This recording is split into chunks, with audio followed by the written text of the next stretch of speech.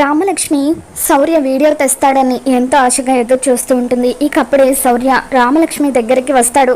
Sir, ఎక్కడ sir video దొరికిందని చెప్పారు కదా, ఇవ్వండి అని చెప్పి అంటూ ఉంటుంది.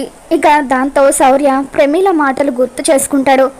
ప్రమీల శౌర్యని బ్లాక్మెయిల్ చేస్తూ రామలక్ష్మి కోసం ప్రశాంత్ చనిపోయినా పర్వాలేదా, ఒకవేళ ప్రశాంత్కి ఏదైనా జరిగితే నేను కూడా ఉండను, నేను కూడా చనిపోతాను అని చెప్పి అంటూ ఉంటే, కన్న తల్లిని చంపుకునే అంత దుర్మార్గుణ్ణి కాదమ్మా నేను అని చెప్పి శౌర్య ఆ వీడియోని డిలీట్ చేస్తాడు. మరోపక్క రఘురామేమో రామలక్ష్మి సాక్ష్యం తెస్తుందేమోనని చెప్పి ఎదురు చూస్తూ ఉంటాడు.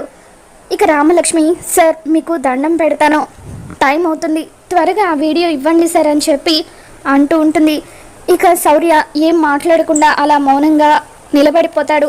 సార్ ప్లీజ్ సార్, త్వరగా ఆ వీడియో ఇవ్వండి అని చెప్పి అంటూ ఉంటే, లేదు రామలక్ష్మి, ఆ వీడియో నాకు దొరకలేదని చెప్పి శౌర్య అంటాడు.